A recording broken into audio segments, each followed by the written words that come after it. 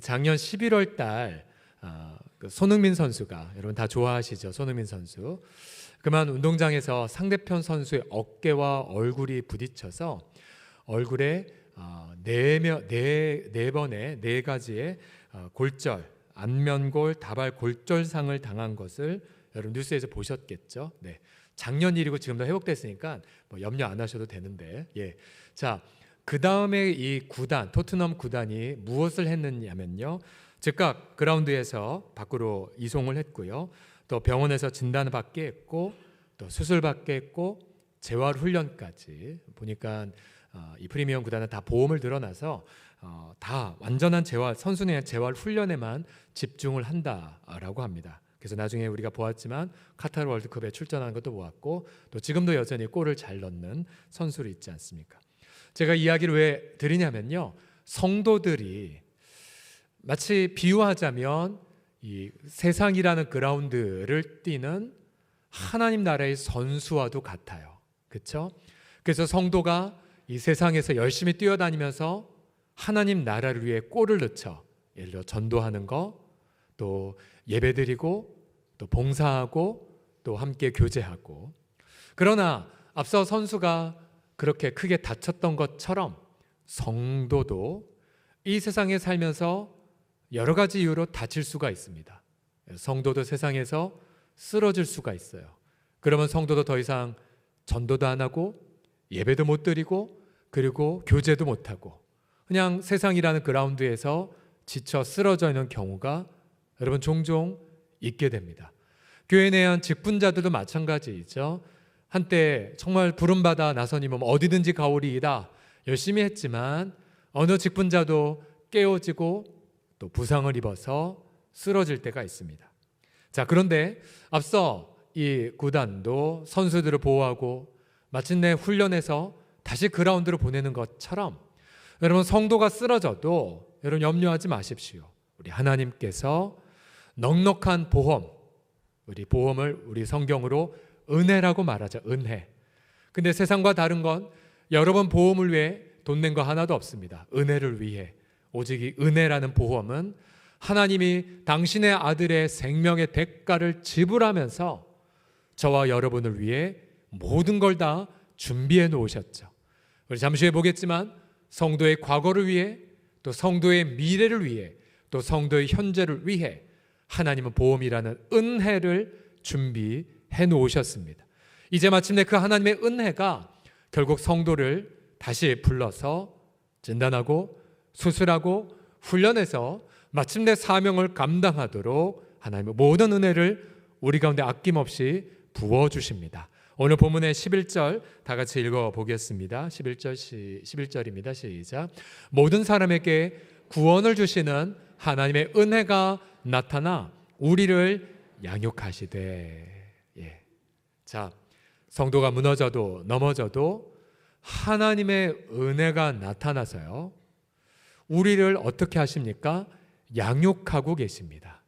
여기서 말하는 양육이란 히라버 단어는 훈련하다, 교정하다, 징계하다라는 의미를 가지고 있습니다. 그래서 좀 더 원문에 맞게 저거를 해석하면요, 모든 사람에게 구원을 주시는 하나님의 은혜가 나타나 우리를 훈련하시되, 때로는 우리를 연단하시되 라고 읽을 수가 있습니다. 우리 공동체의 미션, 왜 서울홍성교회가 이 땅에 존재하느냐, 미션이 무엇이냐면요, 여기에 부착해 있죠. 바로 모든 성도들이 은혜 안에서 연단을 받고, 자, 다른 말로 말하면 은혜 안에서 모든 성도들이 훈련을 받고, 그리고 세상 한복판에 나아가 선한 일에 진력하는, 그러면서 혼자서 하는 것이 아니라 공동체, 즉 사랑방을 이루어 우리가 주님 오실 때까지 훈련받는 공동체, 바로 제자 공동체를 이루기 위하여 우리 서울홍성교회가 이 땅에 존재합니다. 우리 미션 서울홍성공동체의 사명을 한번 같이 읽어보겠습니다. 은혜 안에 시작. 은혜 안에 연단받고 선한 일에 진력하는 사랑방 제자 공동체. 자, 이것이 바로 우리 공동체의 사명입니다. 그렇다면 하나님의 은혜가 쓰러져 있는 우리 성도들 어떻게 진단하고 수술하고 또 다시 재활훈련을 하실까요? 우리를 훈련하시는 하나님의 은혜. 첫 번째, 자, 수술을 하시는데요. 이렇게 수술하십니다.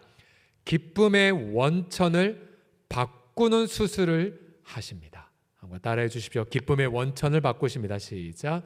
기쁨의 원천을 바꾸십니다. 자, 무슨 말이냐면요. 11절, 12절을 보시면 모든 사람에게 구원을 주시는 하나님의 은혜가 나타나 우리를 훈련하시되 혹은 우리를 연단하시되 경건하지 않은 것과 이 세상 정욕을 어떻게 해요? 다 버리게 하는 은혜가 임한다고 합니다. 예. 여러분, 하나님의 은혜가 우리 안에 나타났기 때문에 우리가 죄를 버리고 또 죄를 미워하게 된다는 사실이죠. 근데 여기서 문제가 있습니다. 여러분, 경건하지 않은 것, 이 세상 정욕들, 여러분이 어쩔 수 없어서 죄 짓는 것이 아니라 사실은 여러분이 좋아해서 죄를 짓는 경우가 많습니다. 죄를 짓는 동기가 위안받고 싶어서, 때로는 도피하고 싶어서, 때로는 복수하고 싶어서, 모두가 다 우리 인간의 선택이죠. 스탠퍼드 대학교의 중독의학을 가르치는 애나 램키 교수의 도파미네이션이라는 책이 있습니다. 일반 서적인데요. 자, 이 책에서 중독의 문제를 아주 심각하게 다룹니다. 자, 책 이름이 흥미로운 것이요. 도파민과 나라를 상징한 네이션을 합성했는데요. 이런 도파민, 1950년대에 발견된 뇌에서 자, 뭔가 여러분이 쾌락과 기쁨을 느낄 때 혹은 뭔가 동기부여나 보상을 할 때에 나오는 신경 전달 물질입니다. 그러니까 뭔가 쾌락을 느끼면 뇌에서 이 도파민이 나오게 되죠. 만약 어떤 분이 도파민을 분비 못한다. 자, 그러면 인생 아무 낙이 없고 아무 의욕이 없는 겁니다. 근데 문제는 무엇이냐면 이 책에서 보게 되면요. 현대인들이 잘 들어보십시오. 스마트폰, 그다음 SNS, 유튜브, 도박, 음란물, 알코올, 마약, 쇼핑 등의 탐닉되어 이유가 뭐냐면 바로 이 도파민 때문이란 거죠. 도파민 때문에. 그런 예를 들어 어떤 유튜버는 조회수 높이기 위해 높은 빌딩에 올라갔다가 추락해서 사망한 경우도 있고요. 또 여러분, 미국에서 지금 펜타닐, 마약 중독이 사망률 1위이지 않습니까? 계속해서 마약에 손대는 이유가 뭐냐면 한번 맛본 거에 뇌에 쾌락의 길이 생기거든요. 문제는 뭐냐면 쾌락이 끝나고 나서 고통이 더 생겨요. 그러면 다시 쾌락을 느끼기 위해 더 강렬한 마약을 하다가 여러분 뉴스에서 보셨죠? 좀비처럼 걸어다니는 모습들. 그러니까 인간은 너무나 어리석어서 쾌락을 위해 자신의 인격 파탄, 관계가 깨어지고 직장에서 쫓겨나고 심지어 건강을 다 잃어도 이 도파민 중독 때문에 끝까지 그렇게 갈 때까지 간다는 거죠. 여러분, 결국 세상 정욕을 다 버리는 것 인간의 특성상 불가능에 가까웁니다. 왜요? 기쁨에 매여 있기 때문에. 자, 그래서 여러분, 하나님의 은혜가 어떻게 인간의 뇌에 작용하냐면요. 로마서 6장 6절 말씀을 다 같이 읽어보겠습니다. 시작. 우리가 알거니와 우리의 옛사람이 예수와 함께 십자가에 못 박힌 것은 죄의 몸이 죽어 다시는 우리가 죄에게 종노릇하지 아니하려 함이니. 아멘. 자, 보세요. 죄의 몸이 죽어서 다시는 우리가 죄짓지 않도록 우리의 옛사람이 예수님과 함께 십자가에 어떻게 되었습니까? 못 박힐 예정입니까? 아니면 이미 못 박혔습니까? 이미 못이 박혀 장사가 돼버렸습니다. 이것이 하나님의 은혜예요. 우리가 예수님을 복음을 처음 듣는 그 순간 우리는 그리스도께서 돌아가실 때에 나의 옛 사람도 함께 죽은 것을 받아들이게 됩니다. 그 순간 우린 죄를 혐오하고 하나님의 관점에서 죄를 바라보고 통회자복을 하게 되죠. 그리고 토해내고 돌이키고 죄를 버리고 죄를 미워할 것을 결단하게 됩니다. 그리고 돌이킬 때에 성령이 부어지고 성령 안에서 새로운 기쁨의 도파민을 경험하게 됩니다. 데살로니가서 1장 11절 말씀 보시게 되면 과거에는 악을 기뻐했지만 이제 돌이킨 예수 믿는 사람들은 선을 기뻐하기 시작합니다. 그래서 가령 예를 들어 과거에는 저희 고등학교 때에 대중가요 참 많이 우리가 들었었는데, 왜냐하면 위로를 받잖아요. 그리고 거기서 뭔가 된 듯한 기쁨을 얻지 않습니까? 하지만 그때 저희가 예수님 만나고 나서 이런 운동을 했어요. 집에 있는 모든 팝송 테이프 다 갖고 와서 태워버리고 복음 선거만 듣는 운동을 했었습니다. 그래서 제가 한동안 예수님 만나고 나서, 그 전에 중학교 때 굉장히 클래식에 심취했었는데, 예수님 만나고 나서 클래식을 들었는데 하나도 감동을 못 느끼는 거예요. 그 전에 음악을 들을 때 느꼈던 도파민이 분비가 안 되고, 이제는 찬양을 듣고 하나님 앞에 노래할 때에 새로운 기쁨이 제 뇌에 부어지게 되었다는 사실이죠. 지금 우리 가운데 여전히 여러 중독들이 많이 있어요. 하루 온종일 유튜브에서 헤매는 분들, 하루 온종일 여러 가지 중독으로 인간관계 다 파탄난 분들이 많습니다. 어떻게 하셔야 돼요? 잠언 8장 13절 다 같이 읽어보겠습니다. 시작. 여호와를 경외하는 것은 악을 미워하는 것이라. 여러분, 미워하게 해달라고 기도하셔야 돼요. 하나님, 그동안 제가 죄를 기뻐했는데 하나님, 이제는 내가 예수님과 함께 죽었습니다. 제 뇌 또한, 죄된 뇌 또한 주님과 함께 죽었음을 선포합니다. 죄를 혐오하게 하여 주옵소서. 하나님의 성령만 기뻐하게 하여 주옵소서 라고 기도하셔야 됩니다. 그래서 날마다 하나님 앞에 임재 속에 거하는 것을 기뻐하고, 또 주님과 함께 교제하면서 주시는 평강을 사모하셔야 되고, 그래서 날마다 좋은 기쁨으로 여러분의 뇌를 가득히 채워가셔야 됩니다. 특별히 여러분들이 예수 믿는 성도들의 항상 기본적 모습이 무엇이겠습니까? 지난주에 여러분 데살로니가전서 5장을 읽으신 것처럼 항상 기뻐하는 것. 물론 우리가 기쁨을 못 누릴 때도 많지만, 그러나 여러분, 기쁨은 감정 이전에 여러분의 결단입니다. 내가 기뻐하리라 주님 안에서, 또 내가 기뻐하리라 성령의 인도함 속에서, 또한 내가 즐거워하리라 성도들과 함께 교제하는 것을 통해서. 그래서 여러분, 기쁨을 결단하고 기쁨을 향유해 보십시오. 그때 여러분의 감정과 지성과 의지가 기쁨으로 연단되어져서 마침내 죄는 미워하고, 죄의 유혹이 달려오면 알아서 도망가고, 오히려 성령이 기뻐하는 일을 좇아서 희생하고 헌신하는 저와 여러분이 다 되시기를 예수님의 이름으로 간절히 축복합니다.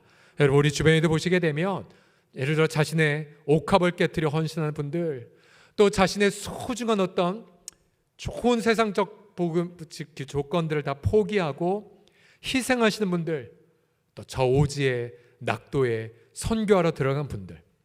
자, 여러분, 그분들이 무언가 의지가 강해서 간 것도 아니고 뭔가 우리보다 종교적 의무감이 탁월해서도 아니에요.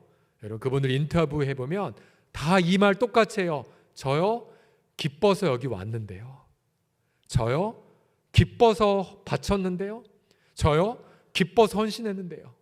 이 좁은 길을 가니 제 마음이 더 기쁠 뿐입니다 라고요. 여러분, 이러한 신앙생활에 정말로 성령님의 선한 기쁨이 넘쳐나셔서, 여러분, 만약 성도에게 기쁨이 없다면 여러분 자꾸만 그 속에 두려움, 그리고 체면, 그리고 열매 없는 그런 우울감에, 의무감에만 빠져 신앙생활합니다. 얼굴 보면 자기가 알고 있지 않습니까? 내가 지금 기쁨으로 살고 있는지 아니면 어쩔 수 없어 살고 있는지. 갈수록 현대인들이 우울증이 많아지고 또 각종 불안장애 많아진 이유가 무엇이겠습니까? 이 세상 발달되어 그렇게 쾌락하게 하는 것이 많아도 그 이 땅의 즐거움은 잠깐이고, 오히려 그 즐거움 이후에 고통만 더 가중되는 것 때문이 아닙니까? 여러분, 인간의 진정한 참된 기쁨은 오직 예수님의 죽음과 부활 안에서만 얻을 수 있음을 믿으시기 바랍니다. 날마다 하늘의 기쁨으로 충전되어져서 이 세상 시련 많음에도 불구하고 기쁨으로 아름답게 열매 맺는 우리 모두가 되기를 간절히 축복합니다. 옆 사람 모여 이렇게 축복합시다. 기쁨으로 사십시오라고요. 시작. 기쁨으로 사십시오. 자, 두 번째, 우리를 훈련하시는 하나님의 은혜는 자, 교회 공동체에서 삶을 코칭받는 걸로 경험됩니다. 자, 반드시 교회 삶에 체크가 있죠. 앞서 저희가 어제 이 앞에 수 당구장에서 세계 최초의 당회장배 당구 대회를 개최를 했고요.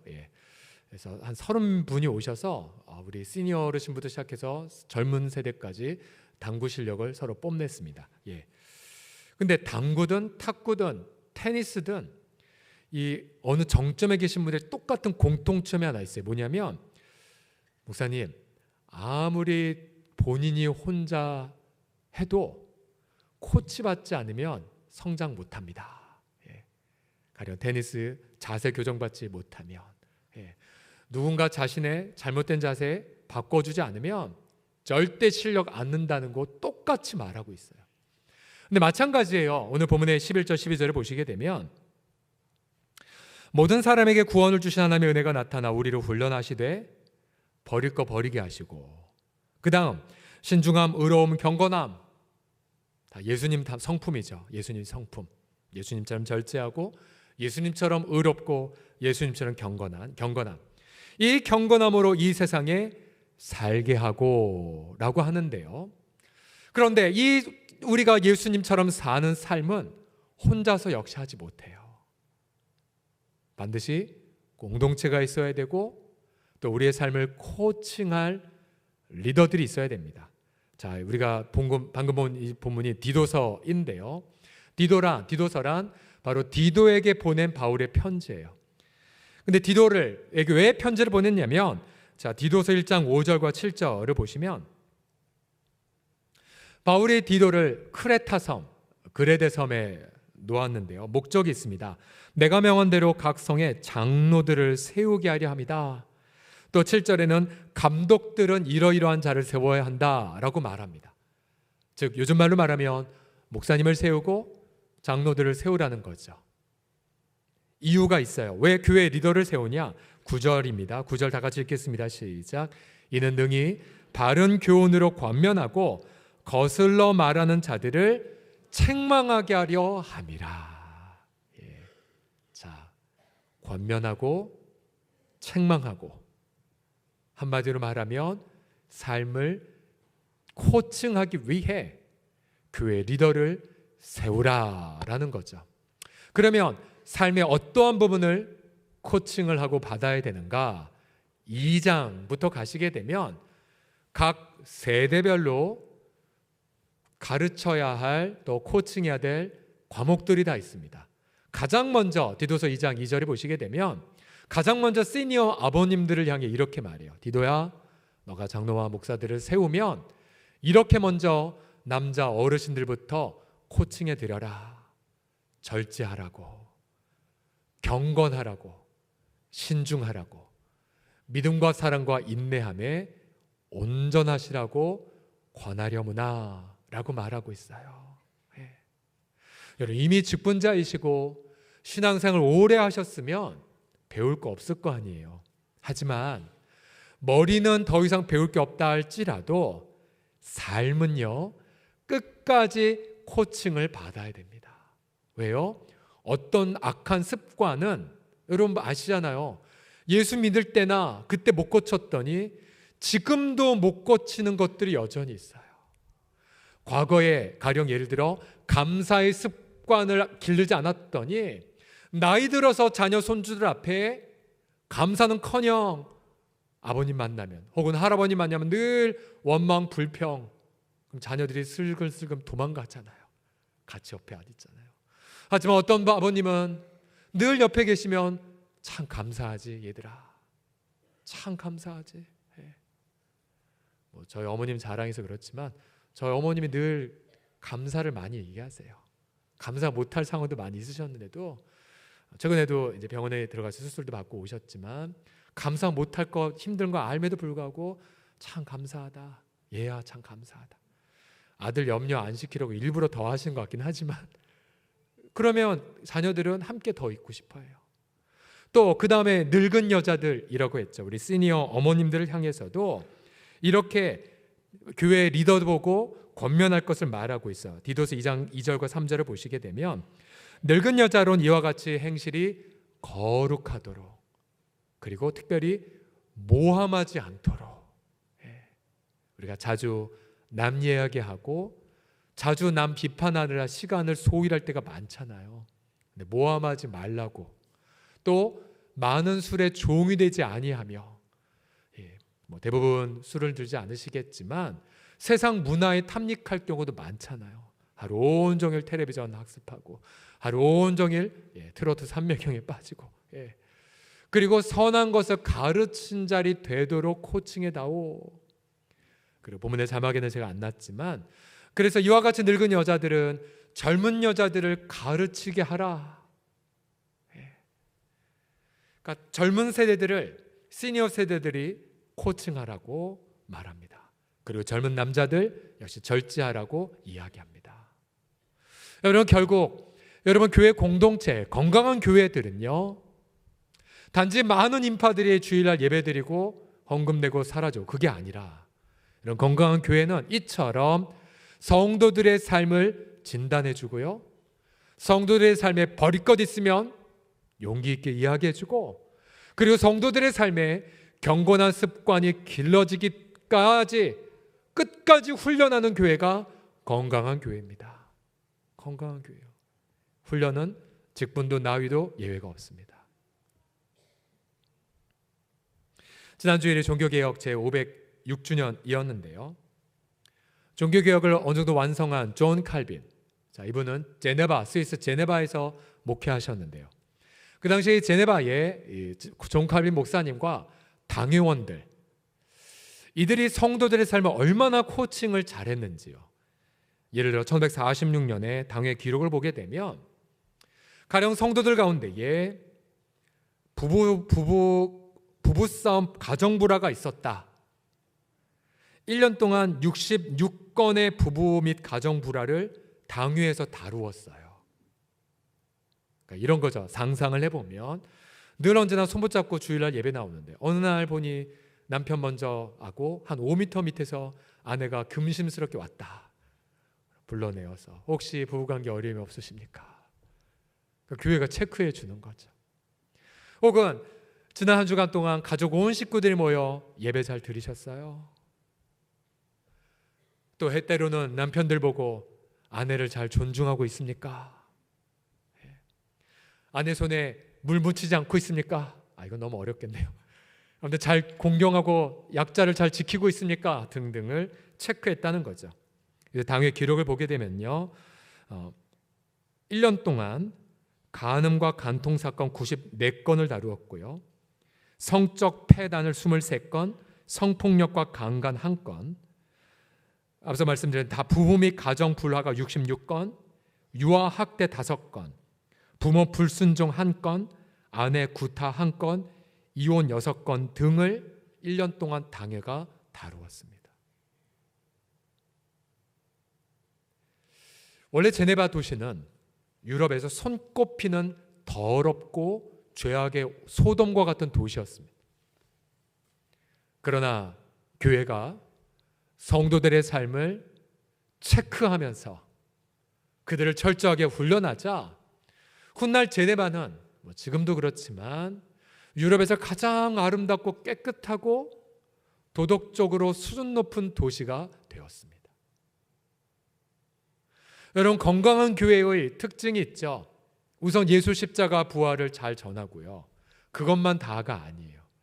우리 여러분의 직분자들은 배우셨겠지만 권징, 바른 권징의 시행이라고 말하는데, 사실 이건 좀 옛날 표현이고요, 요즘 말로 말하면 철저하게 성도들의 삶을 제자 훈련하는 교회입니다. 철저하게 훈련시켜요. 그래서 때론 마른 뼈처럼 절망으로 교회 왔다 할지라도 예수님 만나고 사랑방 가르치고, 그리고 기도하고 성령에 따라 살고 전도하게 하고 무릎 꿇어 헌신하게 하고, 그래서 마침내 평신도 선교사로 세우는 교회.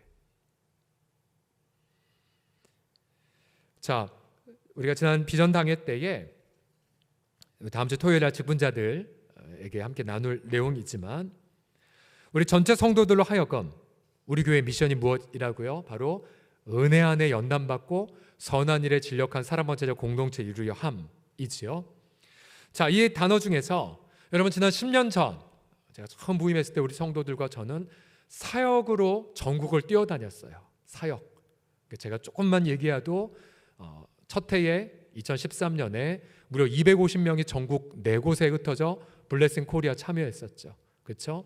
태백에는 500명 성도가 갔었어요. 단기 선교, 그리고 평신호 선교사 파송, 그리고 다양한 사역과 봉사로 가득했었어요. 자, 그다음 코로나 직전에는 저희가 우리 당회원들이 정말 한 영혼 목양의 가치를 깨달았고요. 왜냐하면 저희가 많은 실수와 아픔이 있었기 때문에.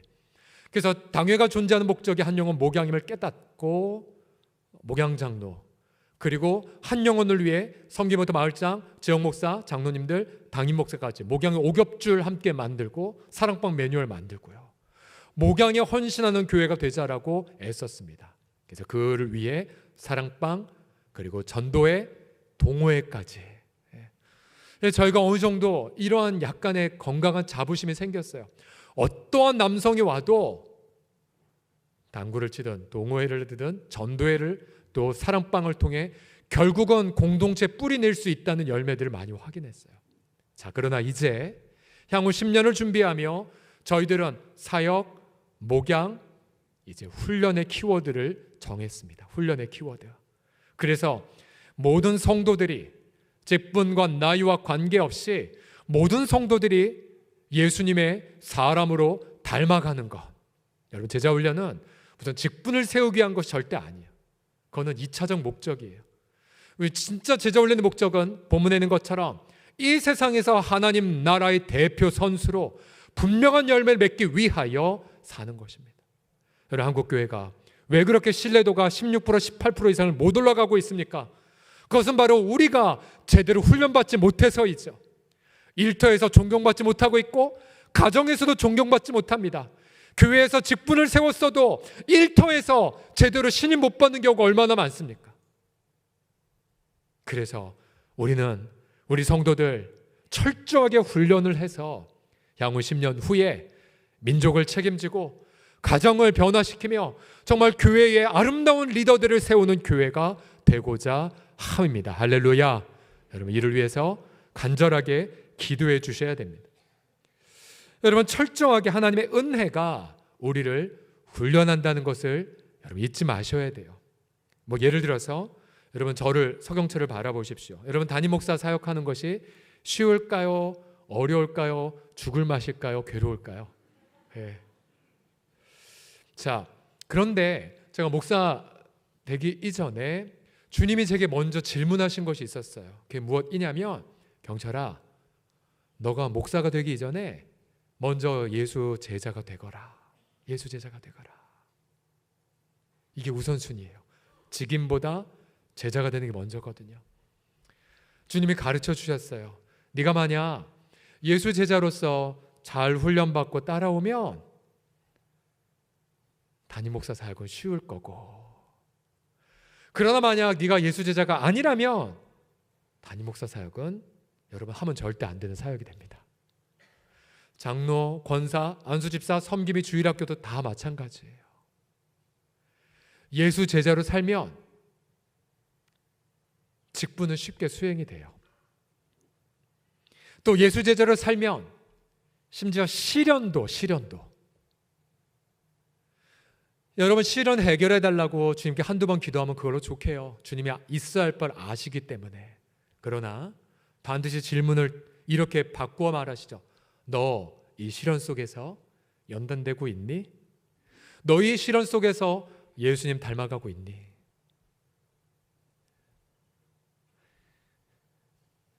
여러분, 하나님의 은혜가 지금도 우리를 건강한 제자로 세워갑니다. 그러하기에 교회 공동체에서 리더들을 통해 또한 서로 돌봄을 통해서 예수 닮은 그런 제자로 우리가 죽을 때까지, 천국 갈 때까지 힘쓰시는 우리 제자들이 되시기를 예수님의 이름으로 간절히 축복합니다. 자, 마지막으로 우리를 훈련한 하나님의 은혜가 무엇이냐면요, 앞서 과거에서 버릴 거 버리게 하셨고, 현재에 살릴 걸 살게 하시고, 이제 미래, 굉장히 중요한 은혜인데요, 다 같이 읽겠습니다. 미래에 사로잡혀 살아갑니다 라고. 시작. 미래에 사로잡혀 살아갑니다. 미래에 사로잡혀 살아갑니다. 13절에 보시게 되면 역시 모든 사람의 구원을 주신 하나님의 은혜가 나타나 우리를 훈련하시되 버리게 하시고 살게 하시고 그 다음 기다리게 하십니다. 이게 다 은혜의 보험 안에 있는 패키지예요. 기다리게 하는 것까지. 근데 뭘 기다리냐면 보십시오. 복스러운 소망을 기다리게 하세요. 복스러운 소망. 축복된 그림, 미래 그림. 축복된 미래 비전. 미래 비전. 지난 금요일 심야 기도회 때 제가 가벼운 마음으로 질문했어요. 여러분 10년 후에 더 건강하실 분 손들어 보십시오. 10년에 건강이 나빠질 것 같아서 손들어 보십시오.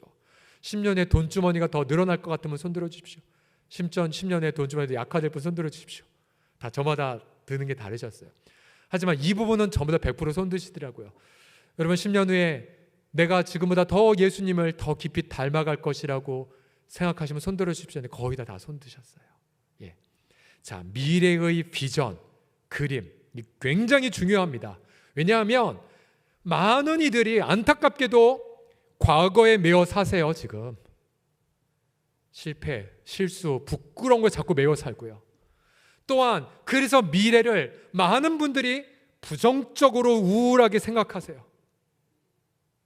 나 안 될 거야. 나 어려울 거야. 나 힘들 거야.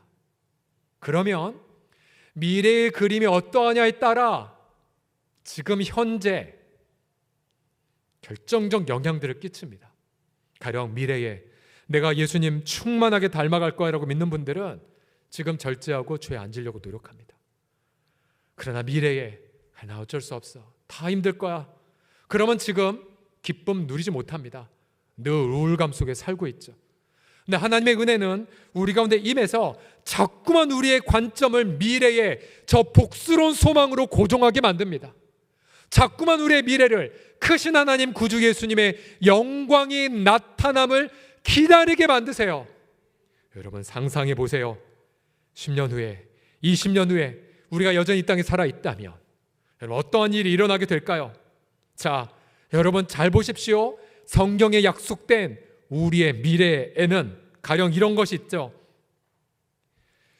가장 중요하게 하나님의 언약대로 저와 여러분의 이 모난 성품들이 예수님의 성품으로 완전하게 변화가 될 것입니다. 아멘. 또 하나님의 언약대로 사막이라 할지라도 샘물이 솟아나는 은혜를 경험하게 하실 것입니다. 광야라도 아름다운 숲을 이루게 될 것입니다. 자녀들도 약속대로 우리 아이들이 성령을 받아 하나님을 경외하는 자녀들이 될 것입니다. 우리 배우자라도 약속대로 믿는 자가 될 것입니다. 결정적으로 약한 자라도 강국을 이룰 것이고 작은 자라도 1,000명을 이루게 될 것입니다. 지금 제가 제 말을 한 것이 아니라 성경에 있는 약속을 여러분에게 선포하는 것입니다. 10년 전, 20년 전에 약속을 말씀을 붙잡고 기도했던 분들은 10년, 20년 후에 그 약속이 자기의 삶이 이루어진 걸 목도하고 있거든요. 그러하게 여러분, 여러분의 미래를 하나님의 은혜로 말미암아 하나님의 약속으로 가득히 채워주셔서 그 약속의 말씀을 따라서 오늘을 기쁨으로 승리하시는 저와 여러분 되기를 간절히 축복합니다. 여러분 반드시 미래에 교회는 언약대로 세상의 칭송이 될 것이고요. 또한 반드시 성경의 약속대로 열방이 예수님께로 돌아와 하나님을 예배하게 하여 주실 것을 믿습니다. 우리 예수님은 철저하게 그래서 미래의 비전에 따라 사람들을 바라보셨어요. 자, 우리 교회는요 어떤 곳입니까? 과거 예수님의 십자가 앞에 내어 맡겼고요. 과거에 지금 새로 오신 분들이 명함 우리는 관심이 없습니다. 우리의 관심사는 예수님이 베드로 보고 이렇게 미래를 보신 것처럼 우리도 바라보죠. 예수님 뭐라고 말씀하셨어요? 나를 따라오너라. 내가 너희로 사람을 낚는 어부가 되게 하리라고요. 예수님은 변화될 베드로의 미래 모습을 보고, 그리고 베드로의 시험과 낙담을 격려했고 인내했고 기다려주지 않았습니까? 마찬가지예요. 저는 저와 여러분 모두를 이렇게 바라보기를 원합니다. 우리 성도님을 통해 성도님이 또한 사람을 낚는 어부가 되게 하여 주실 것입니다. 우리 성도님을 통해 한 사람이 잃어버린 영혼이 돌아올 것이고, 그리고 성도님들을 통해 그 영혼이 또 다른 사람을 전도하는 열매를 경험하게 하여 주실 것입니다. 여러분, 우리 앞으로 남은 생애가 하루가 남았든 100년이 남았든 간에 여러분 이러한 꿈을 꾸어 보십시오. 하나님, 제 인생 모든 걸 다 동원해서 내가 정말로 딱 한 명의 영혼에게 복음을 증거하여 그가 예수님 만나서 하나님 나라에 간다면 하나님, 제가 인생을 영원히 성공하신 것이라 믿습니다라고요. 여러분, 그런 꿈을 예수님이 여러분 향해 꾸고 계세요. 아이, 목사님 겨우 한 명이라니요. 저는 한 100명 정도 전도하고 싶다고. 아니요. 여러분, 예수님처럼 예수님 3년 반 동안 딱 12명에게 목숨을 거셨잖아요. 우리도 마찬가지예요. 이 자리에 계신 시니어 어르신들이나 우리 젊은 분들이 내 인생 단 12명이 나 때문에 예수님 만나고 나 때문에 예수님의 제자가 되었다면 영원 동안 저와 여러분은 하나님 앞에 칭찬을 받게 하실 것입니다. 여러분 믿으십니까? 여러분, 그런 의미로 그렇게 제자를 삼기 위하여 여러분 흩어지셔야 돼요. 그리고 나아가셔야 돼요. 우리가 지난 상반기에 우리 당회원 중에 한 장로님을 주일날 예배 못 드리는 한 요양센터에 파송하지 않았습니까? 물론 코로나 때문에 못 가실 때도 있고 또 지금껏 혼자만 다니시긴 해요. 외로운 여정이긴 해요. 하지만 그럼에도 불구하고 복음을 증거하고 그곳에서 일주일 내내 예배를 기다렸던 성도들 만날 때 얼마나 기쁨으로 그렇게 오시는지 몰라요. 맞아요. 여러분, 우리의 남은 인생 얼마 안 남았어요. 하루가 남았을지도 모르고 또 몇십년 남았을지 몰라요. 하지만 여러분, 남은 인생 정말로 복음을 들고 한 영혼에게 복음을 증거하러 나아간다면 여러분의 전도하는 그 발걸음을 통하여 우리 하나님은 큰 기쁨을 우리 가운데 부어 주실 것입니다. 아마 여러분 지난 금요일부터 각종 매체에 우리 낯익은 우리 성도의 가족 사진이 그리고 사연이 다 올라가 있는 걸 보셨을 거예요.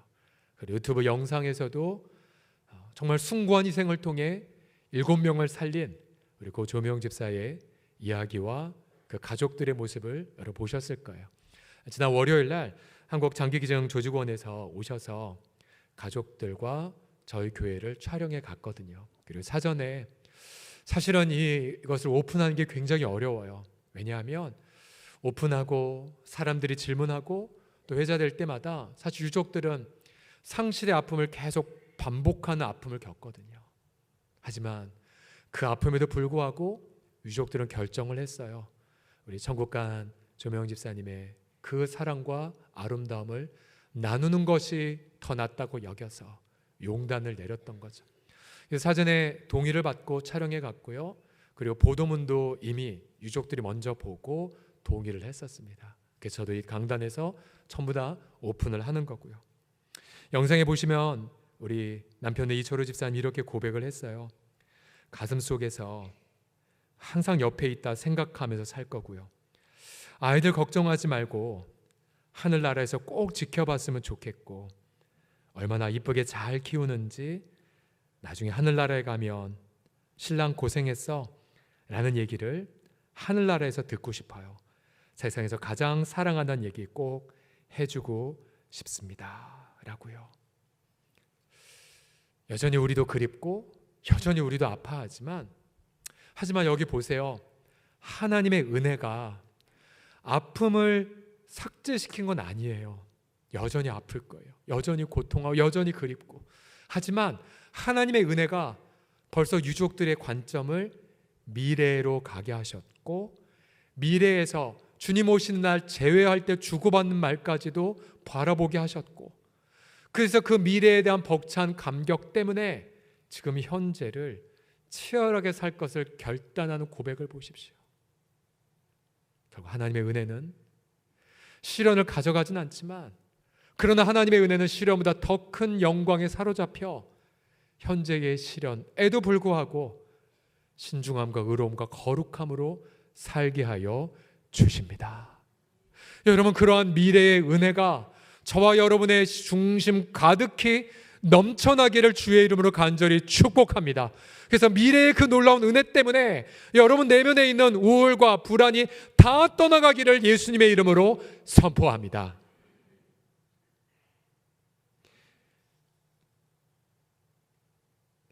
제가 문득 궁금해서 연초에 신년 기도 제목에 우리 고 조명 집사님 기도 제목을 제가 보았어요.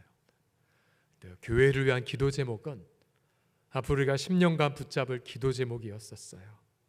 우리 옹성교회가 중심이 흔들리지 않고 온전히 서서 주님을 사랑하고 이웃을 사랑하는 교회로 더욱 깊어지게 하소서. 계획되어 있는 교육들과 훈련에 많은 성도들이 참여하여 교육과 훈련이 있는 곳곳마다 성령의 불이 타오르게 하소서. 주님을 사랑하며 알아가며 풍성한 은혜가 있게 하소서. 이 기도 제목 우리가 정말로 주님 오실 때까지 차고 넘치게 경험하시기를 예수님의 이름으로 축복합니다.